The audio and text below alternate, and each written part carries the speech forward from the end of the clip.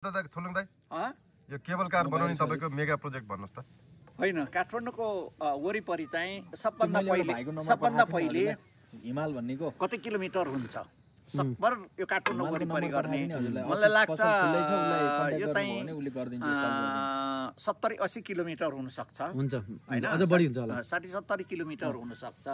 त यो चाहिँ पार्ट गर्यो के, अनि एउटैले वरिपरि गर्ने होइन, सबै आँट्ने होइन। एउटा ग्रुपले तपाईँ यहाँसम्म गर्यो अनि अर्को ग्रुपले त्यहाँसम्म गर्छ, अर्को ग्रुपले गर्छ, अनि त्यो भएपछि त्यो काम सक्सेस पनि हुन्छ होइन, सक्सेस पनि हुन्छ।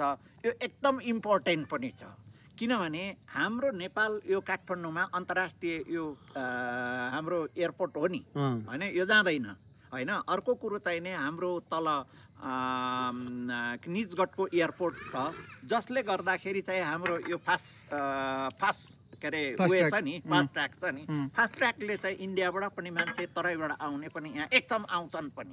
यो एकदम भूबनोटको हिसाबले एकदम राम्रो पनि छ काठमाडौँ भ्याली होइन, एकदमै लेनलक छ। कुनै हावा कुनै हुरी कसै राजनीति उसले बरु राजधानी अर्कै सरे पनि यो ठाउँ राम्रो छ होइन। यो राजधानी अब के अरे पहिला चाहिँ नि काङ्ग्रेसले झन्नै उहाँ दाङमा कता सार्नु होइन, तर भए पनि यो काठमाडौँ ऊ नै सरे पनि यो चाहिँ पुरानो ऊ छ, यो ठाउँ राम्रो छ, यो कहिले सर्दैन। पुस्तौँ यो चाहिँ तुरुन्तै चाहिँ नि हावाहुरी लाग्ने हुने। अर्को केबल कार तपाईँ बनाइसकेपछि फेरि अर्कोले त्यो माथि थप्ने चान्स पनि छैन होइन, सम्भाव पनि छैन। त्यो पर्मिनेन्ट हो, जुग जाने हो त्यो पेसा होइन। लगानी थपे भने पनि त्यहाँबाट बाहिर निकालतिर थप्छन्, त्यो ठाउँमा उसले ऊ नै गर्दैन, एकै ठाउँमा मासतिर गरेर तलतिर हुने ठाउँ पनि छैन। थानकोटबाट अर्को एउटा रुख लाग्छ, त्यसै पोखरा झर्छ होइन, यताबाट झर्छ, मेलम्ची झर्छ, त्यही डाँडा हो। त्यही डाँडा चाहिँ यो गर्नुभयो भने होइन। आज एउटा नयाँ थप्नुभयो उहाँले मेरो दिमागमा चाहिँ, उहाँले कस्तो राम्रो कुरो थप्नु भने एउटाले सक्दैन, त्यो चाहिँ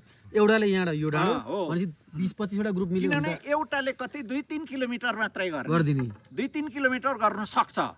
त्यो म तपाईँको जस्तो 30 वर्षको उमेर भयो त्यो म गर्छु, अर्को त्यो पनि प्रोजेक्ट गर्थेँ, तर मेरो त टाइम नै छैन नि त। त्यस कारणले यही प्रोजेक्ट चाहिँ सक्सेस गऱ्यो भने अब यो मेरो समयको मेरो उसले गर्ने यति नै हो। यो कसैले चाहिँ नि यस्तो यो डाँडा भट्काउनु नि सक्दैन, यो अर्को यस्तो खालको अर्को बनाउने ठाउँ पनि छैन, बन्न पनि सक्दैन होइन।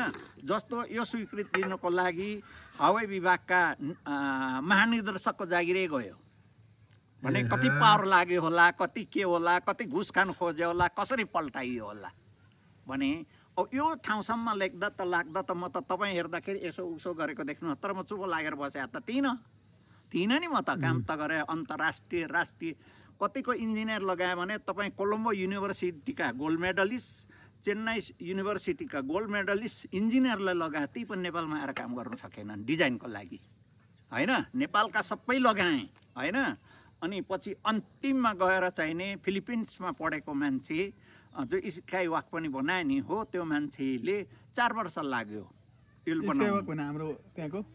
डिजाइन पनि उसले गरेको हो। र अरू पनि थुप्रो मान्छे मैले लगाएँ, 5-6 भनेपछि मेरो 60-70 लाख पैसा त चाहिने 10-20 लाख एउटाले खायो, अर्कोले 10-20 लाख खायो, अर्कोले 10-20 लाख खायो भने यो डिजाइन बनाउनुमा त 3-4 करोड लाग्यो होइन। यो डिजाइन बनाउनु मात्रै भन्दाखेरि अब यो डिजाइन गरेर पनि यो पास गर्नु सक्नुपर्छ। नेपालको विज्ञले पास गर्नु 17वटा विज्ञ छन्, त्यो 17वटा इन्जिनियर विज्ञले चाहिँ नि पास गर्न नसकेपछि यो अन्तर्राष्ट्रिय क्षेत्रमा गयो, अस्ट्रेलिया गयो।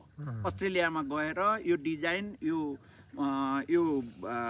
के भन्छ यो सोइल, यो वातावरण, योले चाहिँ नि भनौँ यो डिजाइन ठिक छ भनेपछि त्यसले स्वीकृत गरेर ठिक छ सर्टिफाई गरेपछि नेपालको विज्ञले पास गरे भने अब योसम्म आउँदा कस्तो भयो होला।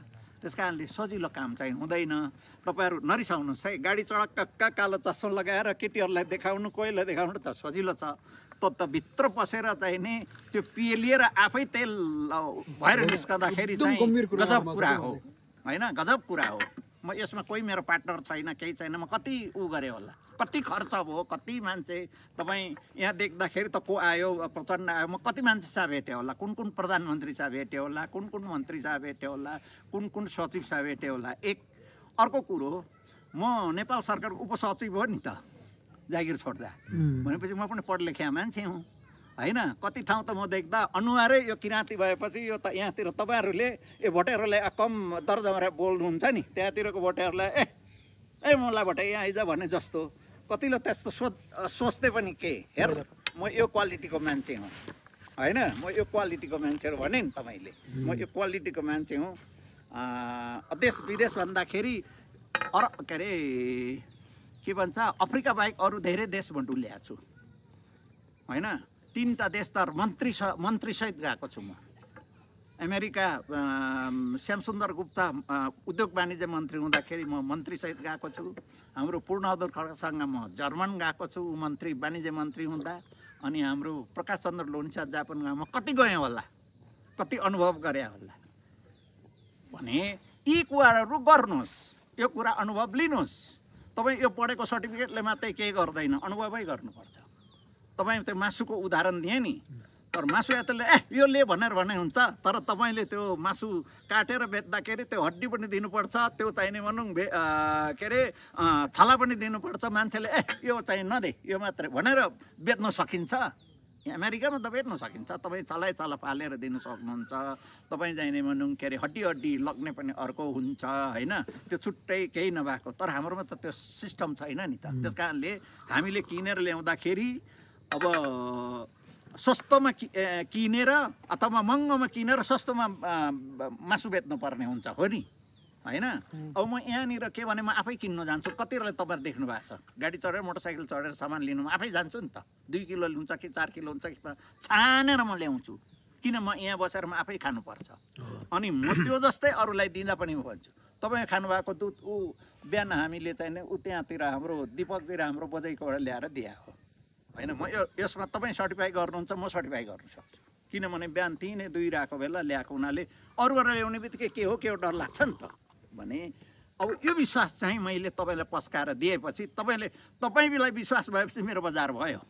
तपाईँले अर्कोलाई भन्नुहुन्छ अर्कोलाई भन्छ, आँखा चिम्लेर खान्छ। त्यो मासु पनि त्यो नै हो, यसले बेमानी गर्दैन, अलिक हड्डी हाल्छ नै भनेपछि।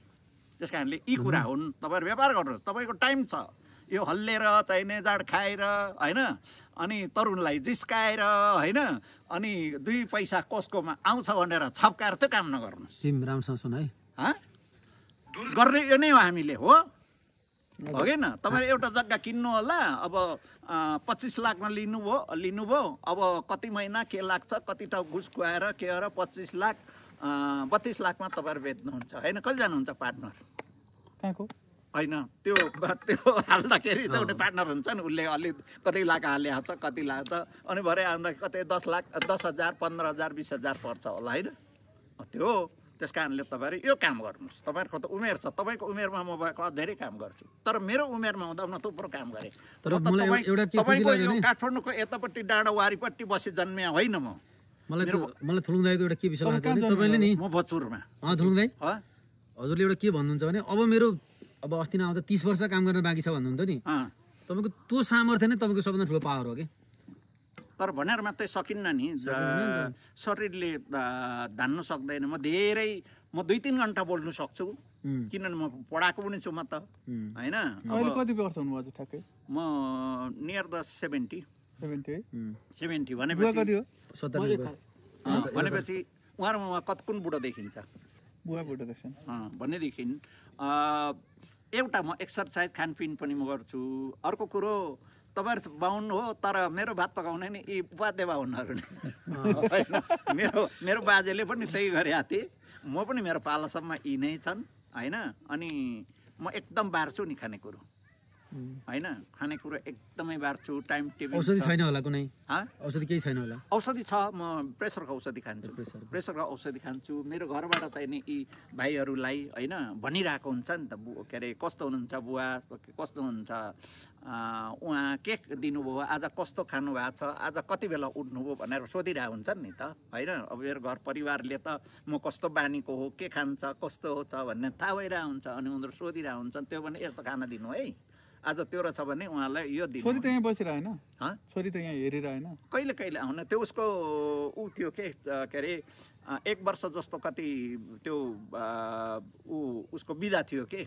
म कुनै ब्याङ्कको प्रमोटर पनि हो नि होइन त्यो ब्याङ्कमा चाहिँ नि ऊ जागिर खान्थे अनि म पढ्ने भनेर चाहिँ 2 वर्ष छुट्टी लिएर विदेश जान्छु भने थिएँ अनि ऊ गइन म पढ्दिनँ भने अनि त्यो बेला चाहिँ छुट्टी लिइसक्यो भने यहाँ आएको थिएँ 2-3 चोटि भेटेको छु त्यही भएर